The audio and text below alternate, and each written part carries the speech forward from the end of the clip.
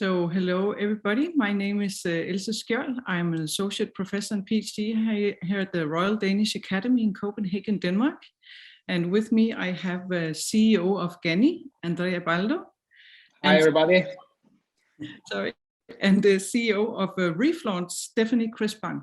Hi everyone. And we are going to talk about a research project that me and my research team have been doing together with Ganni throughout the entire year of 2020 that was kindly funded by Lifestyle and Design Cluster, the Danish Innovation Network under the Ministry of Research and Education. So just to start with, as a researcher, it's very important to say that we are looking into, of course, how to solve this climate crisis within the fashion area. And we know that we need to reduce intake of virgin resources and new production by 75 to 95%. Actually now, if we are supposed to solve this climate crisis, we are very far from this. And we need a lot of data to actually make a correct certifications, LCA analysis. There's so much data and research missing. So it's with a great pleasure that I'll introduce this research project that we did with Ganni that tries to open up just some questions and some insights to where the clothes are going that we are selling right now. We basically don't know what is happening with them, how they are performing out in the use phase, why people value some clothing more than others, and how again we can shift the revenue streams from selling only new products and to selling also old products. And in that sense, Ganni was an amazing example, because what we discovered was that Ganni is a very popular resale brand. It's actually number 1 and 2 every year in Denmark. And so many women are engaging with the resale of Ganni products.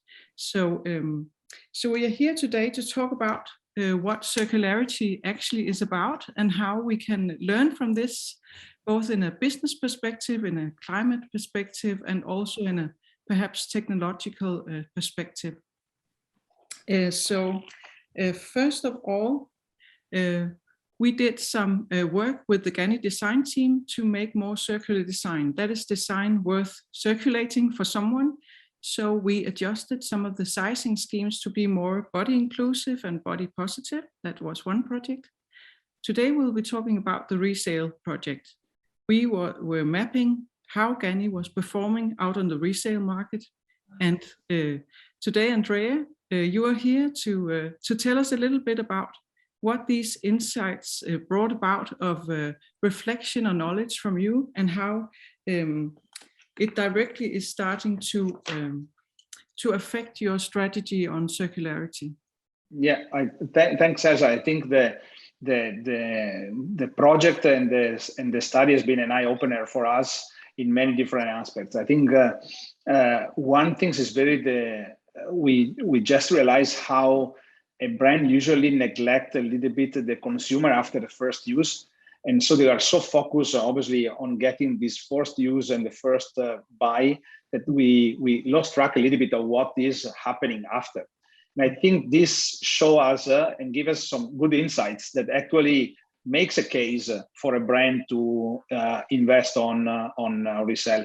One is the value that I think was very very curious, but also surprised to see how the value was captured through this second hand. So we saw some styles of products, even because they were particularly exclusive or because we produce in a small batch and it was on trend, actually having prices that are higher, actually our sales price in our stores, but also others that are responsible. We saw how responsible products where there is a percentage of material that is recycled, and that's also tends to keep price better in the second hand. So I think the first things is showing that.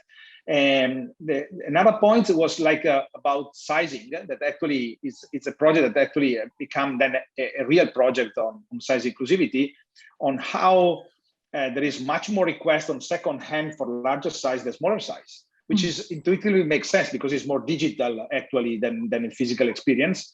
And that's obviously give us the opportunity to understand that if we think about secondhand, we need maybe to think about sizing and size inclusivity in a different way.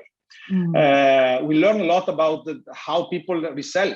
I think my eye opener has been seeing entrepreneurs that are really what I call it the maybe a retailer of the future, the one that are really going after products because of the value that they can resell. So it's not just decluttering their wardrobe and trying to get a few bucks out of what they have been purchasing, but was really intentionally in buying products because they can actually use it and also add value. So I think when we combine all this learning, we really felt that there is a business case because there is value that we can actually in a certain way capture after the first purchase. And that was very, very valuable for the team and thinking about our strategy also medium term. Yeah, I think it was also really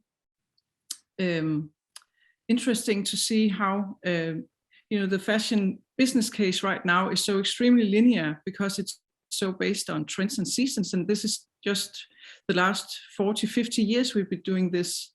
So learning how products create value out there, as you say, it spills directly back to the design team. And so I think that it actually strengthened your brand to learn so much more about how your products are actually being used, which is what we know very little about, unfortunately. So it was interesting to the research team, as you said, also to learn about these mechanisms that the secondary market works in entire different ways than the primary one. And then actually these resellers, they are working like an individual brand. So they know a lot about their customers. They're extremely sensitive, and it's completely other mechanisms than when you sell new clothing. So it's like it's a completely new market. And then again, it's something very old because this type of circularity has always been there, except for maybe some decades, right? So maybe Stephanie, you can compliment us here because you work with the software for resale. Is there something here you can recognize, this way of operating resale and gaining, in a sense, you can say there was a very like a sensitivity to hype of particular products where we could tell that when that the similar products were released in new collections, then there was a feedback loop to the ones already existing on the secondary market, and so there was lots of very interesting things going on. Can you tell us something about how this market works that is different from the selling new products in the fashion business? Maybe a quick introduction as well on the service so that everyone can understand the context in which Reflaunt is going to be working with Gani. We're very excited to be partnering up. So Reflaunt is a fashion tech software that works in a very simple manner. It's the whole point of making the resale experience extremely smooth and seamless. So basically, we'll be introducing a feature to Gani.com shoppers order list. And here, customers will be able to resell their past purchases in a click from their Gani account. By doing that, the product listings will be simultaneously broadcasted on a network of marketplaces across the globe in a click. And once sold, the item will be shipped to the new buyer, and the customer, the Gani customer, will receive payment either in bank transfer or either be paid in shopping credits to buy again with the brand and with Gani itself. So this is kind of the core of our technology, and the reason and the premises around which we kind of deployed this solution is that, as you state, the secondhand market works quite differently from the first-hand, and there are some challenges that come with it, operational challenges, of course, but also other criterias and differences versus the first-hand market.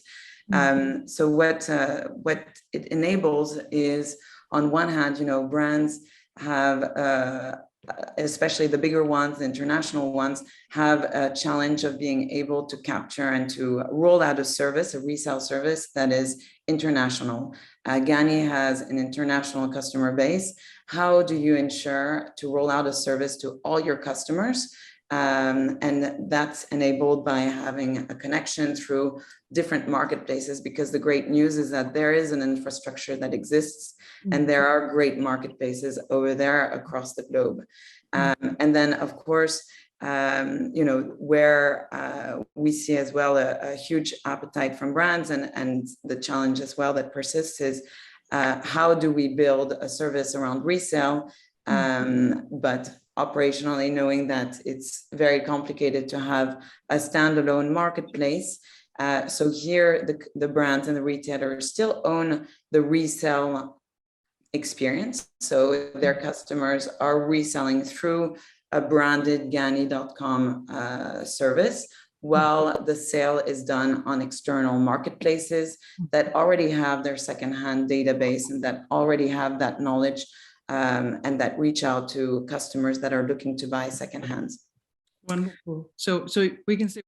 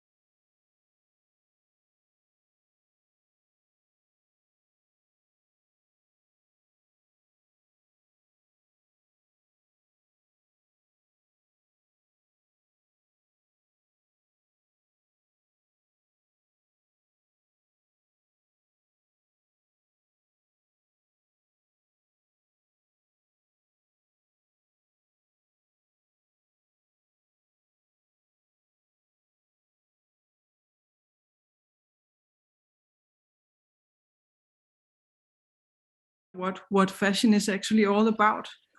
No, I think we have to reconsider the business model of fashion a little bit, because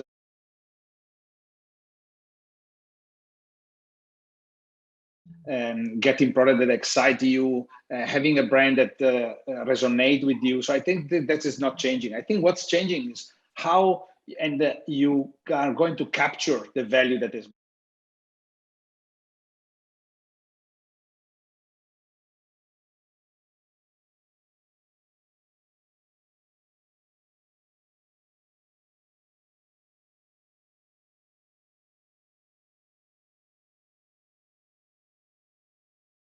Happening later was actually captured by somebody else. I think what we have seen with your study, that there is a value that brands can capture, and it makes a lot of sense.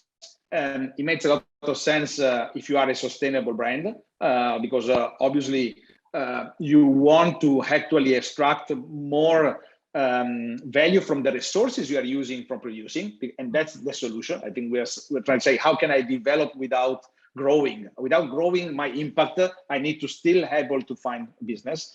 But it also makes sense a lot when you think about the long-term value of your customers, and not just about single transaction.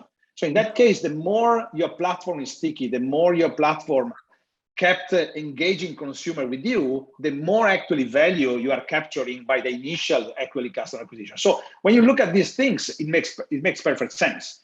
And then there is another aspect which we have to remind. I think as a brand that is work on a multi-channel, and so not only DTC, actually we saw how actually our acquisition cost to acquire new customers actually is pretty low compared to a DTC, because actually the product is already available, for example, in third parties retailers. Now think about offering the opportunity to reflaunt, to actually be able to buy back that product and offer to these customers the opportunity to resell it easily in one click, and also providing them potentially credit. It's a way to actually convert that into an actual Ganni DTC customers. So it's also a way to reduce the customer acquisition cost. So when you all combine to this, actually, even if the return of investment, it might be low at the beginning, but if you think about a model that is able to reduce, to extract more value from the physical resources you're using, that is able to eventually reduce your customer acquisition cost and increase your long-term value of your customer engagement, but that's, I think, is a model that is worth having a look at investing, because that is how you are trying to make viable financially also this channel. Yeah. I want to actually bounce on that because I think it's a super important point. As you were saying, Andrea, I mean, up till now, brands and retailers have been focusing on the first sale, right? After that, we don't really know how customers are interacting with their product and what happens to them. We're spending, or brands and retailers are spending huge amounts in Facebook acquisition or retargeting strategies. But the truth is there's a loyalty crisis, right? There's too many brands, there's too many retailers, and basically customers are not loyal and sticky anymore. So what better strategy or actually, first of all, convey the message that you stand by the quality of your products, and then basically reacquire your customers once they've made space in their wardrobe and have disposable cash, right? Because this is what essentially is happening. They buy with the brand, and then at the moment they resell on the secondhand market. They've made room in their space. They feel good about it because they've given it a second life. And now they get paid either in cash or shopping credits to buy again with a brand that obviously seem to be producing products that are coveted on the secondhand market and that stand the test of time, right? So I think that circular model really creates that loyalty, that repeat, also some upsell, because at the end of the day, customers will tend to go and buy more quality products as well, because you want to invest in products that have residual value over time and after your first wear of the item. And so that there's a virtuous circle that is engaged. And on top of that, coming back to, the issue around fashion, which is that disposable fashion and the fact that we lost the value around fashion pieces, resale and facilitating resale enables to reframe value around pieces, right? And enables customers to be educated on the fact that if they take care of that product, they can actually resell it after 4, 10, 20 wears, but they need to take care of it. And that, financial reward is the driver of education and of awareness for the resale market. Thank you so much, Stephanie. And we are actually now there in our session where we need to open up for the audience. And I would just like to personally wrap up and say that I think we can conclude that in order to make a good business case for resale, you need to consider how to actually design for longevity, to make garments that can perform for a long time, both technically and emotionally. So it's about getting to know much more about your actual consumers, which is, I think, a really fine example of how to address this. And so we actually have some questions here already. So there's one question saying, is the Royal Danish Academy research on Ganni published or available to read? So I can assure everybody that we are publishing a little report here within 1 or 2 months, and we will be hosting an event together with Ganni, and it will be published also available on the Royal Academy website. And you're also welcome to write to me personally on my email. So it will be, it's not yet published, but it will be very soon. So there's also one to Stephanie. Do you have other examples of luxury brands using Reflaunt? Yes. So we're very proud to have announced this week our partnership with YNAP and Yux group. So we will be deploying Reflaunt service and technology to Net-a-Porter customers, to Outnet, to Mr. Porter customers in the coming months. So that's super exciting. We've been working with Balenciaga, which is another luxury brand, Bash, which is affordable luxury, so another type of brand positioning. And what's interesting is that we come with an approach where it's not one model fits all. So our technology is modular, and we take into consideration the brand positioning, the price points of the product, the mission of the brand, the objectives, etc., to build out a customized service in line with the brand's mission.